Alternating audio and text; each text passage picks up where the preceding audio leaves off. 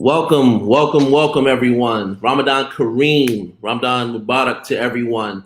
Welcome to our Meet the Heads of Schools of GEMS Education Qatar. This is the first of its kind. We always do like a Meet the Principal, but this is for both schools, both GEMS Education schools that are located in Qatar. So we're very, very excited to get this show on the road.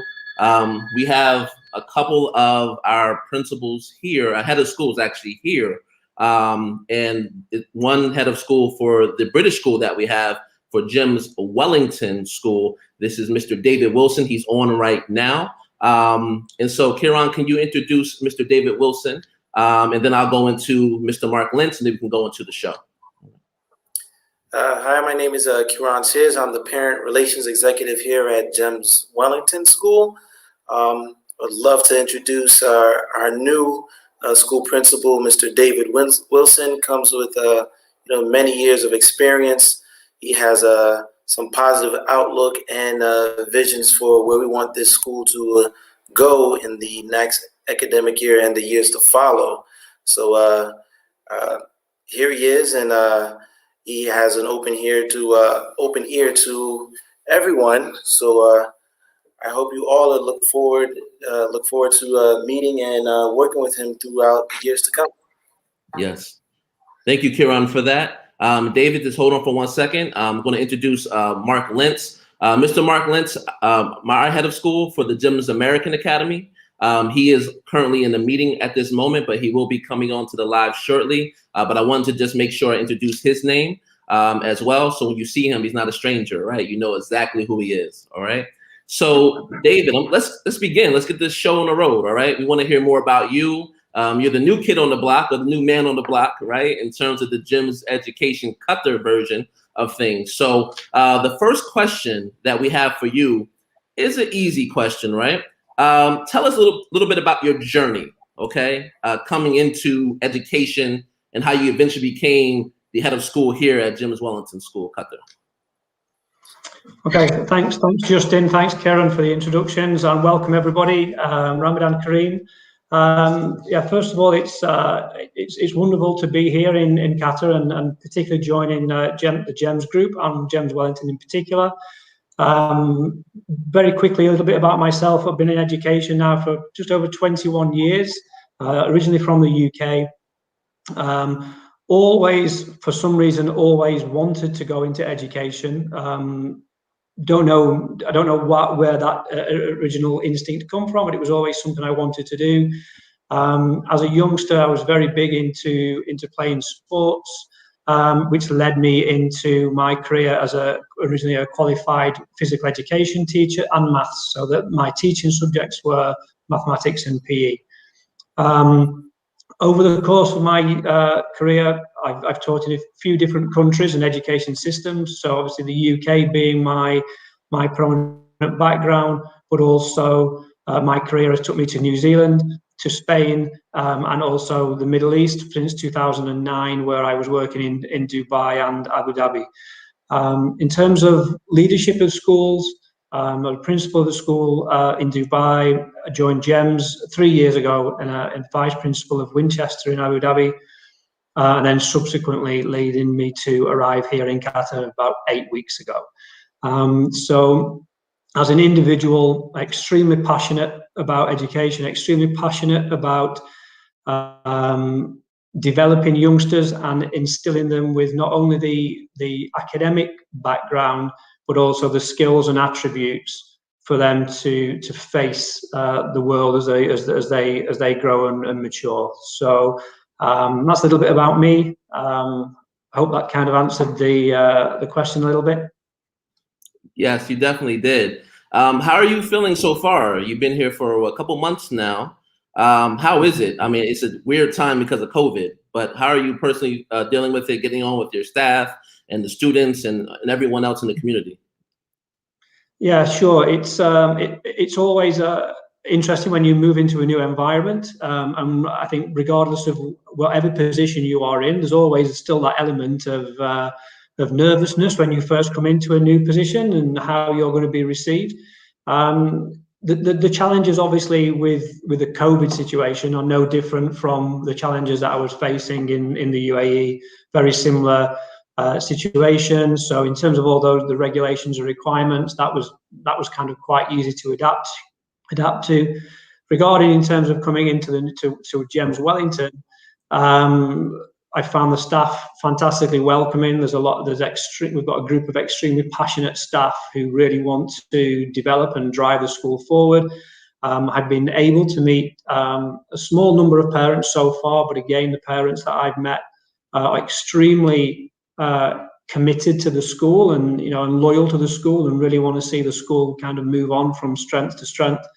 And I can't not mention the students.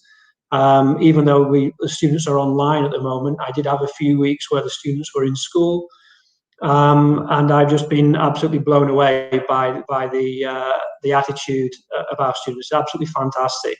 So all in all, a fantastic welcome I've received, and I'm thoroughly excited about the journey that lies ahead for the school. Definitely. Thanks, David, for giving us that context on how it's going so far. And I don't want to forget someone very special as well, Kiran Sears. He's the parent relation executive at GEMS Wellington School, Qatar. Kiran, if you can break down your position as well, and how you work alongside David and the community, because I do the same thing here, but want to hear it from you as well. Primarily, my role is to help liaison in between the parent community here at GEMS Wellington and the school. I am a voice for the school, and then the voice at the same time, for the parents. So I stand somewhat as a middleman to help bridge that gap where there is a breakdown in the communication, and to address any issues or concerns that may come along, and also to help to advertise and promote the school in the broader community here in Qatar and abroad. Yes. And this is proof right here on this live stream that GEMS Wellington and GEMS American Academy do not discriminate, because he's clearly American at a British school, but he knows his stuff, though. He definitely knows his stuff. All right. Thanks, Karen, for that. Appreciate that. So, Dave, let's go to the second question, David, if we can. How do you view the role of schools in regards to, teaching the next generation? Is it going to stay the same? Do we have to do different things moving forward? And how does the British curriculum factor into that as well? Yeah, I think that's a really good question, but also a difficult question to answer. I think the last 12 to 18 months have shown us why, because the world can change very, very quickly. And will continue to change rapidly in many different ways. I think if you look at education now to when I went to school, there are certain elements that have stayed the same, but there's also many elements that have changed significantly. And we keep hearing about how jobs will be different. Jobs will be different in 15, 20 years' time. And what we can do is we can kind of predict, but we don't know for sure exactly what that will mean. So education obviously will the focus on academics, I don't see changing drastically anytime soon. There's always going to be the importance on completing your curriculum, getting qualifications, etc. But I think it's the other skills that are important now in life, particularly resilience, being able to adapt to change. I think these are key characteristics. I think days have gone where sometimes you will stay in the same profession for whole life. The younger generation now are moving from job to job. I mean, many might have different careers. So it's not just about the knowledge for a particular job. It's about the skills that you need to be able to adapt, to be able to, to adapt from one job to the next, and also adapt to the situation that life can present. So definitely in the British curriculum, we have a big focus again on that. We do offer a broad and balanced curriculum where the academics are clearly important, but it's also what I would say are those softer skills as well.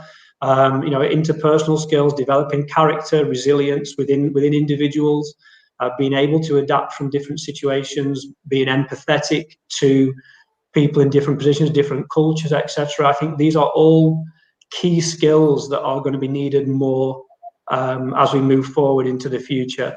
Obviously, technology is going to play an increasing part in that, and I think although we should embrace the positives of that, that also comes in, for me, that also comes with some reservations as to how that does look. I think the last 12 months have identified and shown us how that personal touch, that human connection, although we're doing this today and this is fantastic, it doesn't necessarily replace that human contact and that face-to-face aspect of it. So there's a lot of unknown, I think, about the future of education, just because there's a lot of unknown about the future of what the world looks like in 15, 20 years' time. But so for me, it's more about giving people the skills in order to be able to deal with those changes that are really critical. Yes, definitely. I think you surmised that very well. We don't even know what the world's going to look like, let alone a school in Qatar, right? Exactly. So, yeah, that's a really, really good point. Definitely appreciate that point there. All right, great. The next question I have, what do you find most challenging about your profession? And what do you actually enjoy about it the most? Challenges. I mean, there are kind of challenges all the time. I think the biggest challenge, I'm only speaking from my perspective, the biggest challenge is time. We have many fantastic ideas and ambitions in terms of what you want to do with your school and how you want to develop it. But having the time to do all of those things is the biggest challenge. If the days could be twice as long, that would be great. And also, obviously, depending on, for example, just using the current pandemic, this is a situation that nobody could foresee. So this has posed a different set of challenges that were totally out of our control. Although I think schools and the education community have done actually remarkably well to get over these issues as best we can. So the challenges for me would be like time, depending on where you are in terms of, as I said, I've been around different education systems internationally. Different regulations can sometimes hamper what you want to do, depending on in terms of the country that you're working within. But we are fortunate in Qatar in the sense that there is an ambitious vision for the government to continue to develop education, and they want to see it improve. So that's great to have a government and a ministry that's kind of pushing in the same direction. In terms of what I like about the job, I could probably talk for hours on this point. The one thing about education, whether you're teaching or whether you're in leadership, or even like yourselves, Karen and yourself, just in those positions, no day is the same. Every single day you come in, something can happen and your schedule is completely thrown out of the window. And while that at times can be a little bit frustrating, it's also what keeps it exciting and keeps it interesting. And for me, any time where you have got young people involved, young children, students, they have such drive and enthusiasm for what they want to do. It just keeps every day kind of alive and fresh. Which is kind of what's even more difficult at the moment when it's when students aren't in school. Schools are meant to be full of life with students, and we just long for that day to return sometime soon. Definitely do. Definitely. I want to show a comment here from one of our faculty members from GEMS American Academy that's logging in right now. This is from Miss Nathalie Galindo. She is our world languages teacher for lower school. She said, I love that GEMS is constantly revising protocols and approach to meet the new needs that arise along the way. GEMS is flexible to adapt and strong on implementation of effective changes. Nathalie, we really appreciate that. She's one of our all-star teachers amongst the GEMS Education Qatar family. So she is exactly right in terms of what she said. So definitely can't say it any better than she said it. So, all right. This next question. Yes, go ahead, David. Yes.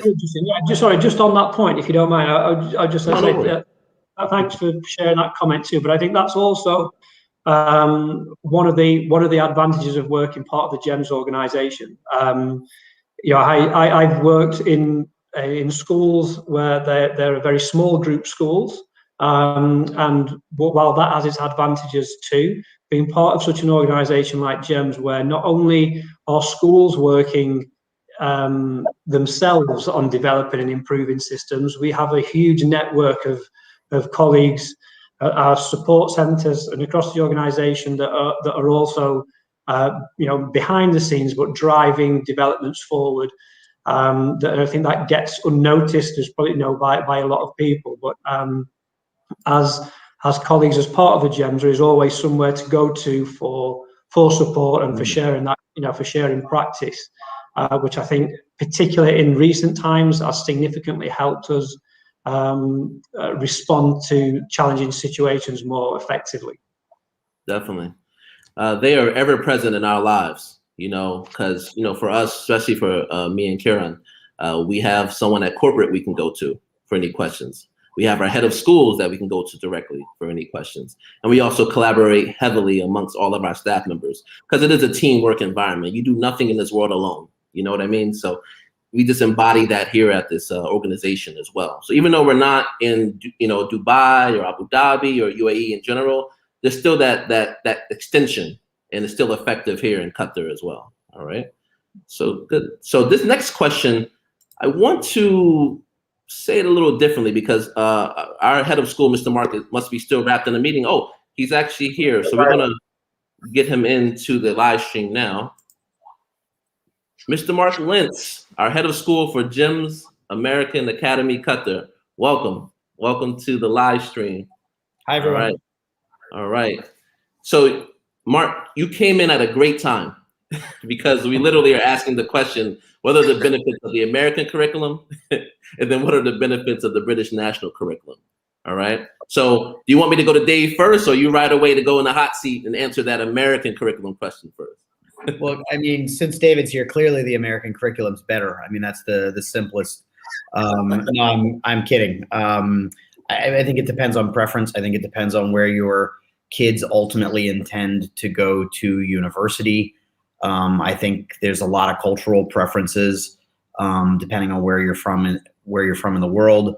I think I'll throw David and the British curriculum, sort of the advantage they have, the reputation, and I think David can elaborate on having a very well-defined national curriculum that's very clearly vertically and horizontally articulated, that should have a little bit more possibly consistency school to school. But again, I'll let him talk more about that. I say that only because the American curriculum then sort of has the reputation of, I don't like the term loose, but sometimes being a little bit more open. But I think sometimes both curriculums, like many things in life, your strength can sometimes be your weakness. The potential downside of the American curriculum is that it does give teachers a little bit more freedom and a little bit more input and a little bit more direction. But I think that is then sometimes the strength, that each individual school and each individual teacher's classroom can sometimes pick up a little bit more flair and personality based upon the way our curriculum is designed. Common Core, our school's aligned to what's called American Common Core standards. Historically, America, I think I've mentioned this in previous meetings, Justin, but America was the first country in the world to nationalize and mandate public schooling. And at the time it did that in the early 1800s. We had a variety of states, and we had a stronger state governments than federal governments. And so public schooling in the United States grew up over time and very differently and from state to state. And that's, I think, where some of that independence comes in. About 20 something years ago, realizing that we needed a stronger national curriculum, the states came together and created Common Core standards. And so what they've done is then created standards that that each grade level is aligned to. So by the end of second grade, all students in math should be able to do blank. In English, they should be able to do blank. That third grade curriculum then builds upon that and says what the standards are for each subject area that they need in fourth grade. And the exact sort of route the teacher and the school takes to meet those standards is independent based upon that school. So kind of a long-winded answer, but I hope that at least from my very American perspective explains our curriculum and how I see that slightly different than the British curriculum. And I would assume David can much more eloquently speak to the British curriculum than I can.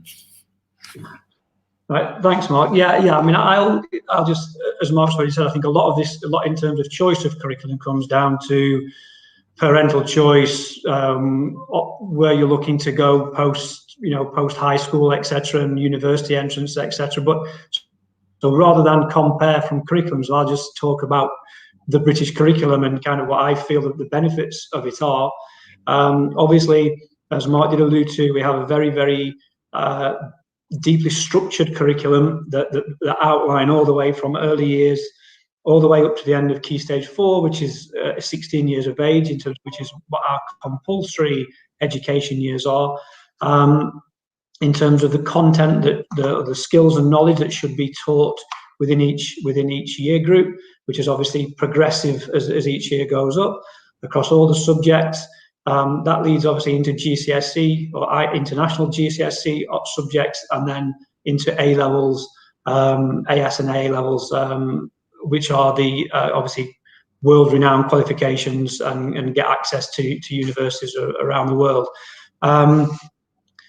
So from that perspective, because it is so structured, and especially for us in an international environment, if a student is in year 5 here and moves to year 5 in a UK curriculum school, whether it's back home in the UK or anywhere else in the world, in theory they should be able to pick up where they left off, because everywhere across the world should be following very, very similar curriculum. So that that should allow for smooth transition, which obviously in an international environment is sometimes a challenge for parents when they're moving around. Also, I think from a British curriculum point of view, we always talk about a broad and balanced curriculum. So we do tend to have a broad range of subjects, and whilst there is a focus obviously on the academic subjects in terms of your obvious ones like your maths, English, sciences, etc., we'd also do place a great emphasis on the creative part of the curriculum as well, and the sport and the physical aspects too. So that also has a strong weighting within our curriculum, and also that's generally supported, as is in most schools, supported by a strong after-school ECA, extracurricular activities program too. So I think just to wrap up, it's it's, as I said, not just about the academics. There is a big focus on developing the person as an individual too. Yeah, definitely. These are both great answers. I mean, I think from my perspective, if I can, definitely not a head of school, but my mom's a teacher, been in education all my life. And I think for the American one as well, that helped me out, I was a very shy kid. Now, anyone who knows me, I could talk all day, but when I was a kid, I was very shy. But what the American curriculum forced me to do was to do two things. I had to really think cognitively about how I was thinking about things. How am I connecting, A, B, and C, to make a conclusion on my own? How am I articulating my position? How am I reasoning, with the information that I have? How am I inferring on what's going on here, right? And I had to present it in a group. I had to present it by myself. So it gave me the liberty to, be confident, because I had to articulate and show what I know. And in American curriculum, you fail. If you fail, it's not a big deal. Like, that's how you learn not to do what's wrong the second time or the third time. So for me, that was one of the biggest things that helped me out. For now, I'm a kid that went from a shy kid to an adult who could talk in any room, in any space, and hold my position on anything, right? But I think the American curriculum helped me do that. I think it was tailored to, my standpoint. So when I go on tours with families, I tell them it's not really necessarily about, curriculum this, curriculum that, which one's better, which one's not. It's what fits your child as well. It's not about what's the best one or not. What fits your child, what are you comfortable with as a parent? And then the people who work in the school, you got to deal with those people. So how do you like those people that you work with? You know what I mean? So, and actually going to be interacting with the parent-teacher conferences and other things like that. So that's more important to me, I think, when parents are looking at curriculums and then the people involved within that curriculum and in that school community. Kieran, I don't know if you have anything else to maybe mention from a British perspective, but from an American perspective, that's what it means to me in terms of the benefit of it. I think you're on mute. You're on mute. Yeah. I apologize for that. I think I could speak from the perspective of both curriculums, myself also being educated in the American curriculum, and then my family having children that go to schools that are in that teach the British curriculum. I see the advantages of both. For both curriculums, I can say that they have a very worldly and global view, being that as a planet, we're heading in that direction. We're very so much interconnected in so many different ways. And I see that the key benefit of both curriculums is teaching that diversity and that global perspective of where we're heading in the future.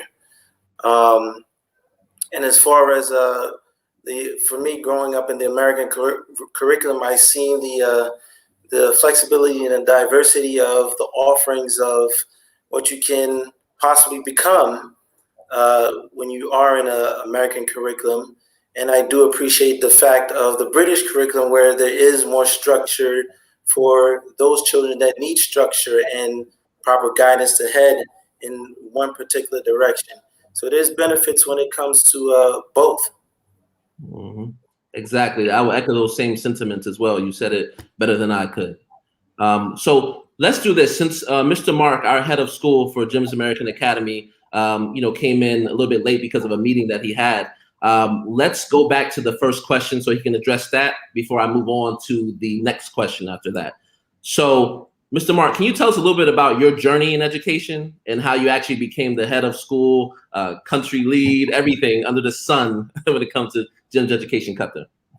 Happily. And first to all the viewers, just a very sincere apology. All of our parents at both of our schools are our absolute number one top priority, and our students, of course, yourselves included, who are watching. And we had something unexpected come up. This was a priority for me, but I had to make another Zoom call with somebody to help them out with something that came up very unexpectedly. So I apologize for coming in a little late.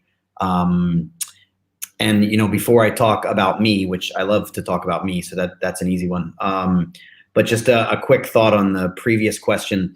One of the sort of jokes that I say when parents are asking, I often say, well, and I'll just ask David a question, but 2 + 2 in British is still 4, right?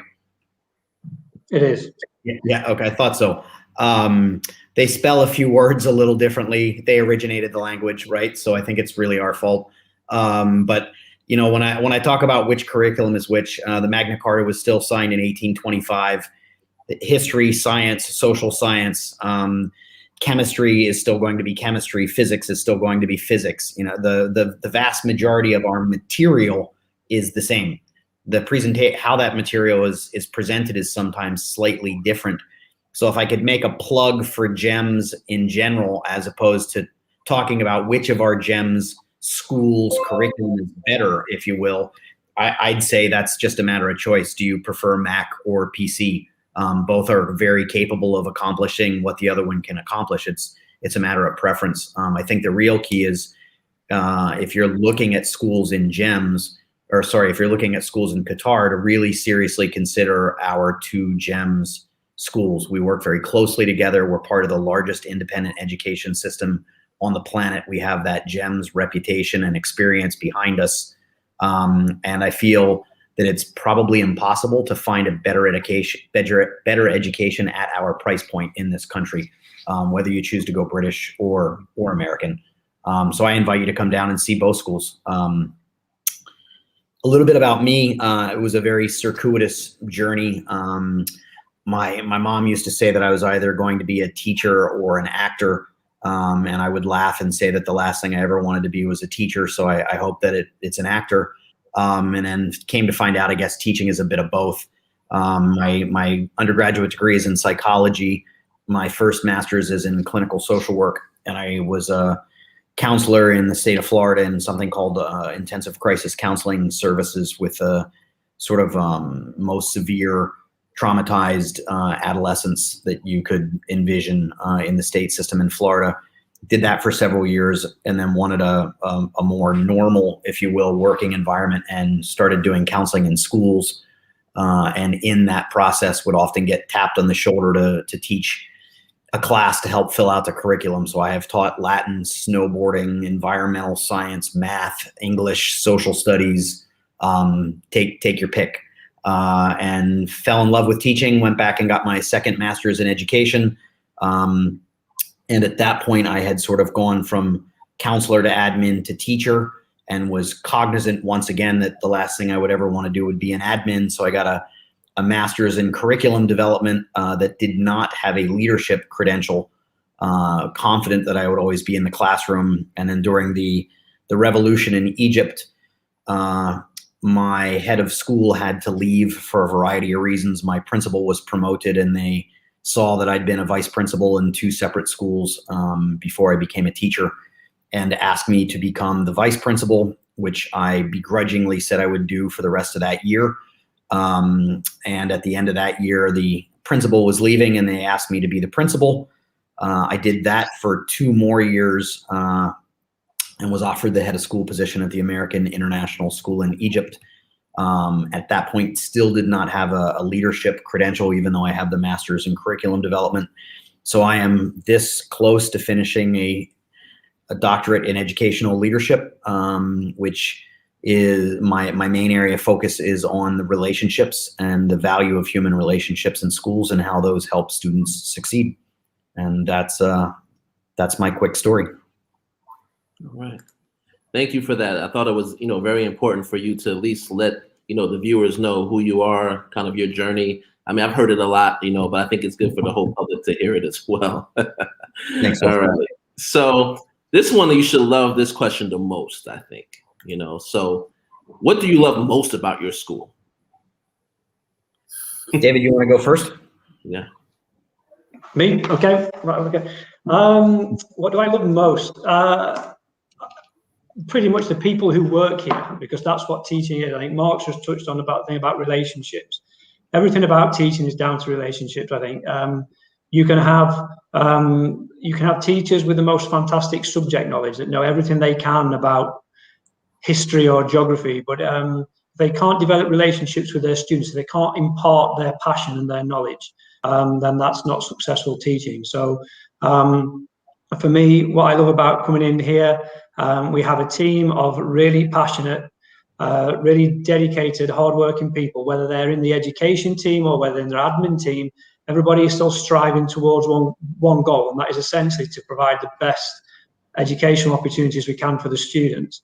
And sadly not at the moment because the students aren't in school, but when you see those students coming through the doors every morning of all ages, and they stop and they want to tell you something that's important to them, or they want to show you something that they've achieved, and that might be something they've even done outside of school. It doesn't matter, but to me, life is about people, and people can be either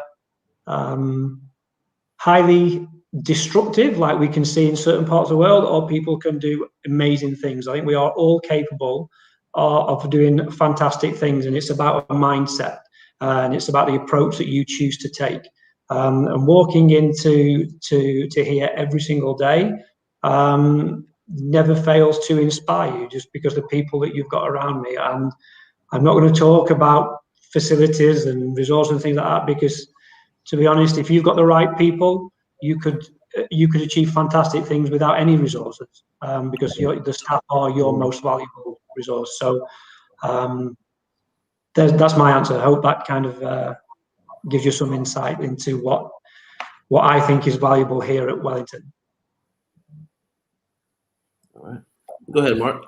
I'd take what David said, and I would say 100%. I believe that is true at WSQ, and I would reiterate something similar at GEMS American Academy, because our schools are so close, and I've been here for a while. I have the advantage of having walked the halls over at WSQ, and I get a very similar feel, that you get here at GEMS American Academy. It's what David talked about. You go through the hallways and you see kids laughing and smiling, and they're happy, and you see just wonderful student-teacher relationships. I think that's what blew me away when I came here 4 years ago. We were still a pretty young school in our third year. The walls were a bit more stark and a bit more barren. David said it's not about the facilities, which I agree with 100%. I've always felt that if you take the most amazing facilities on the planet, the absolute best physical facilities, and fill it with mediocre teachers and difficult students, you're probably not going to have a great school. You could take a school with a dirt floor and a chalkboard, and if you fill it full of positive, happy kids and put the best teacher on the planet in that room, there's going to be some quality education going on. And having said all that, I think both of our schools really do have excellent facilities. I definitely remember that first time driving up and walking through the doors and thinking, oh my goodness, I'm in charge of all of this. Like, who am I? Like, I can't believe how lucky I am to be running a school like this. But far more importantly than those walls and the excellent quality facilities, very quickly came out just the quality of the students. They're happy. They love GEMS American Academy. I have multiple letters and notes from students on my walls that talk about how much they love it. We talk about GEMS American Academy as a family. Staff and students will often hear me say, welcome to the family. And I mean that, because it's like a triangle, right? It's students, parents, and teachers all working together. It's the school, the students, and the parents making that learning community together. And that's what makes us successful. So yeah. And I think you're going to get that at both of our schools. Definitely will. I agree with that as well. So, all right, we're moving right along. We have a couple more questions. I'm going to switch the order of the questions a little bit. I want to get your perspective on this one, because this is native to everyone here in this country and around the world. How much has COVID impacted the way that we deliver education, and how much has impacted our school operations? How much have these changes impacted our parents? If I can, I'll take that one, because I can speak to you as if you might notice that I'm at home. I'm not in the office today. I am working from the office as often as possible, but I am not only the head of GEMS American Academy, I am also the proud parent of two what I hope are amazing children who go to GEMS American Academy. And I have a beautiful wife who teaches third grade at GEMS American Academy.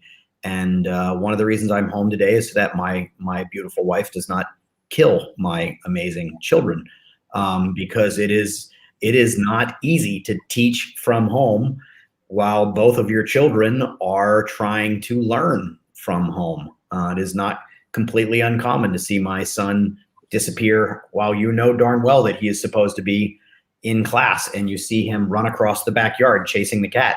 That's a pretty common occurrence, which it's really hard to be in class if you're chasing the cat. And I know that every parent listening to this who's dealt with homeschooling has some kind of similar crazy story. I will apologize in advance if that door behind me busts open. I instructed them pretty clearly not to come in while daddy's in this important meeting, but that might happen.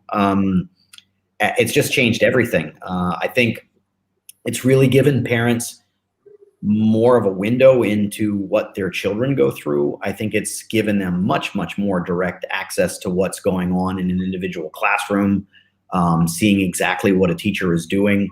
The strengths of that, if I go back to that triangle I was talking about, is when everything's working well, that should strengthen that student, teacher, parent relationship and cooperation, because we really have to have the parents as a part of that learning process right now, because it's really hard for kids at home.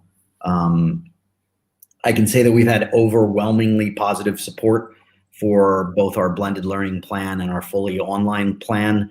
We're trying to think as far out of the box as we can, and every decision that we make tries to take into account how is this going to impact a student at home. We have tried not to replicate the in-class learning, and that's been a very clear choice. If you look at online learning literature, and there's a lot of it out there now that the world's been doing this for a year, they say that old-fashioned chalk and talk, if you will, with a lecture that's just basically recorded, or students being passive participants in an online lesson, are just not effective. It has to be more inquiry-based. It has to be student-centered. It has to be engaging. Otherwise, the kids get bored. So those are really our focuses right now.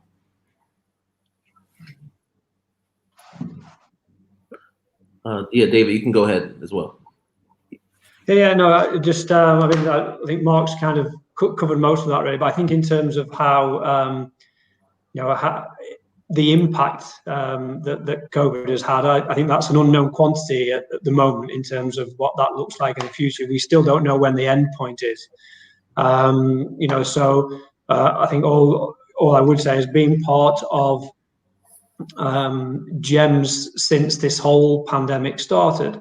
One thing that we were very fortunate across the group was that we had the support of whatever each school felt they needed to implement an effective distance learning or home learning plan. Schools were heavily supported in that, which took a lot of pressure off, because and then we could just concentrate, that the infrastructure was there, we could just concentrate on focusing and monitoring what plans we put in place and making tweaks and things as we went away. And also by engaging with parents, because as Mark rightly said, I think for the first time it really gave parents a kind of an eye into the classrooms to see kind of what was going on. So they became even more an integral part of that triangle that Mark spoke about earlier.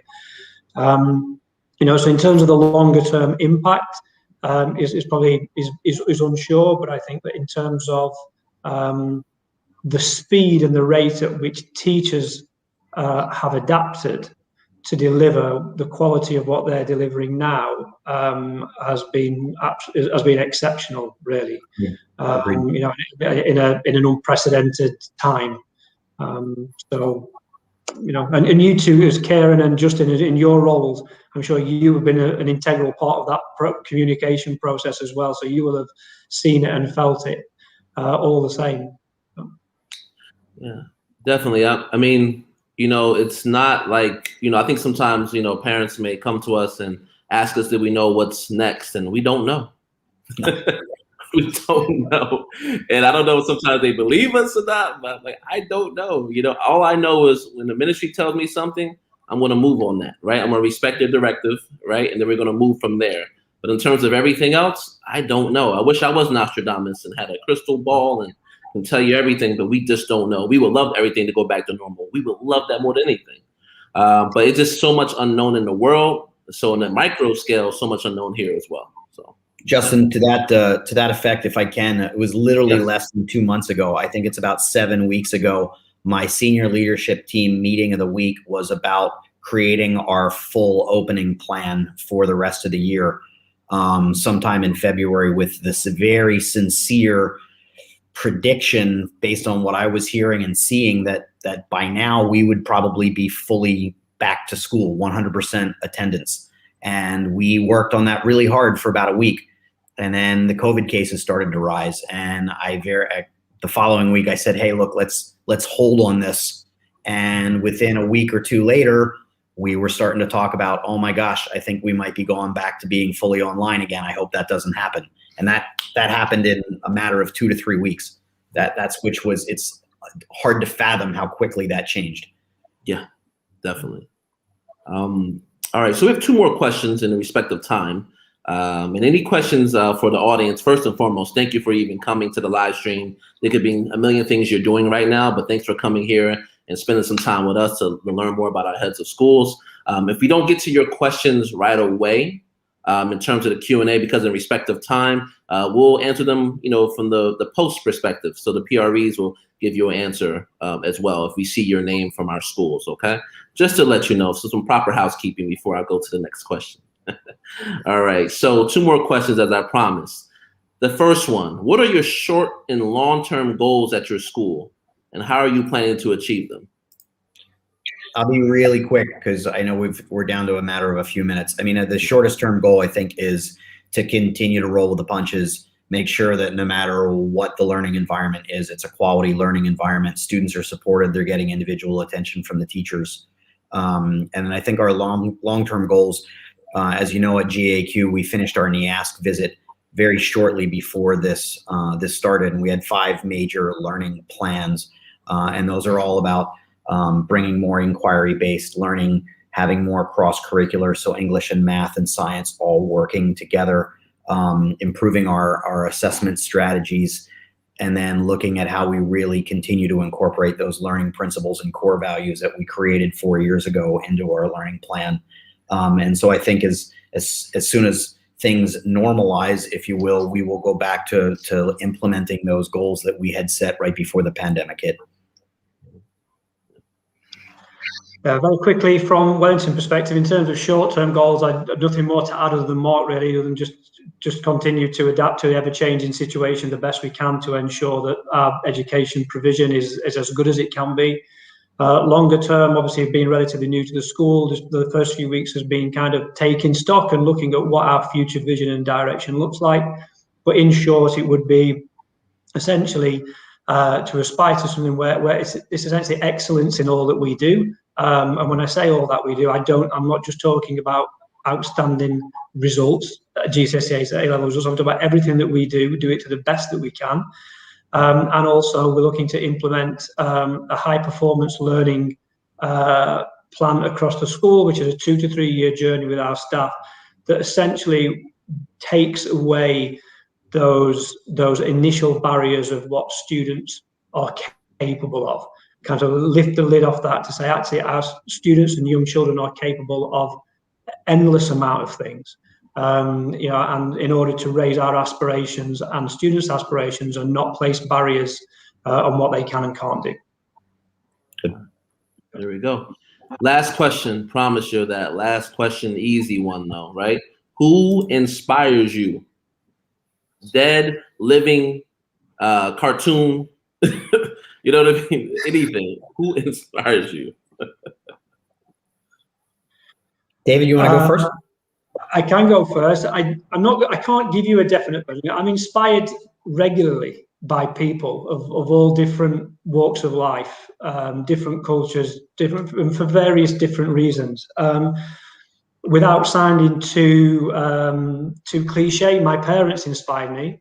I was extremely fortunate to come from a home that was full of love and support, but by parents who pretty much dedicated their lives to ensure that my sibling, my brother and I were able to progress and give ourselves better opportunities and better life. And I saw the sacrifices that they made in doing so.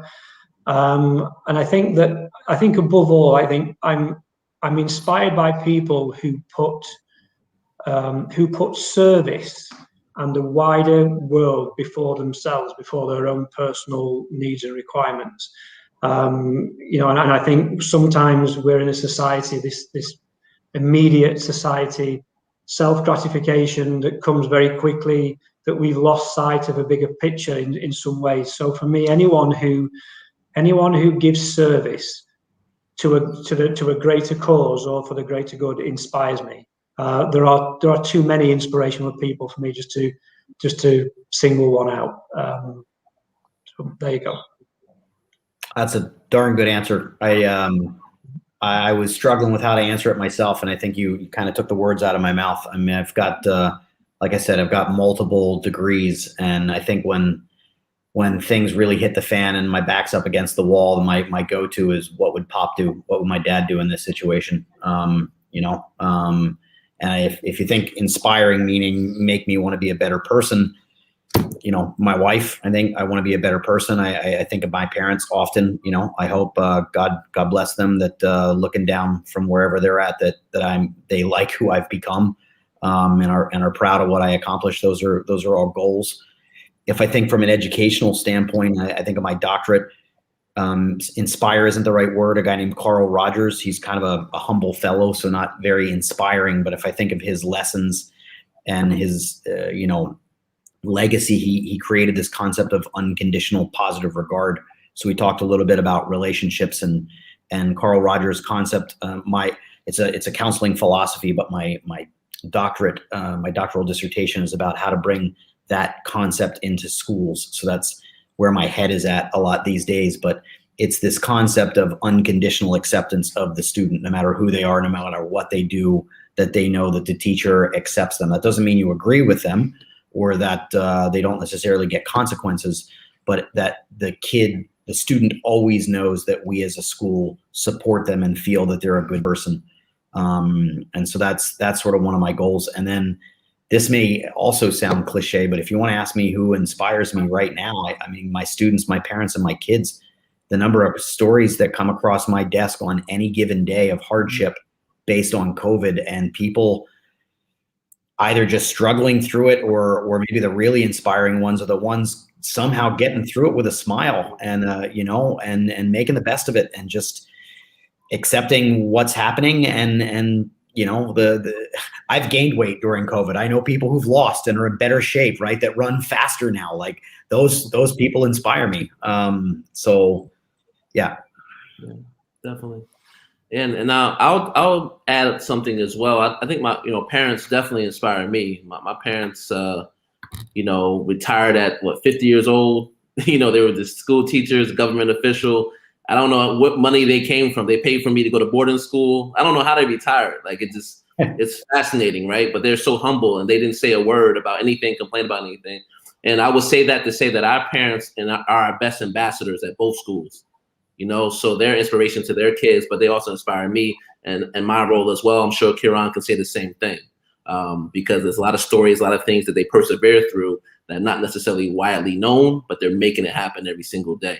And on the flip side of this as well, before we end this live stream, so Mr. Abdul Hadi, I will have Kieran reach out to you based on your comments. Okay, we did not, ignore your comment. We're going to reach out to that, but for the respect of time, we're going to wrap up the show. But he will get back to you on that as well.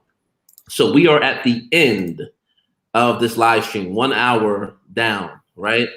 Thank you so much for everyone who viewed the show, took the time to share it to someone else, who took the time to get to know both of our head of schools. Mark, thank you so much for coming today. David, thank you so much for being here. Kieran, thank you so much for being my counterpart and colleague here at GEMS Education Qatar. If you have any questions about contacting the school, in terms of any enrollment questions, I'm going to put up our website here. It's super fancy now too. It used to be okay. The website has gone to another level right now. So you got to check out the website. So this is our website here. And then we're going to go to Wellington School as well. This is the website here. It should answer a lot of your questions. But again, come talk to us. We want to talk to you and give you more answers and more insight, okay? So thank you so much, everyone. We're going to end the live stream. All I would say is thank you for being who you are. Let's persevere together. And as long as you don't give up, every single day will be better, all right? Have a good day, everyone. Thank you so much. Thank you. Thanks, everybody. Thanks, everyone. Thanks, Justin.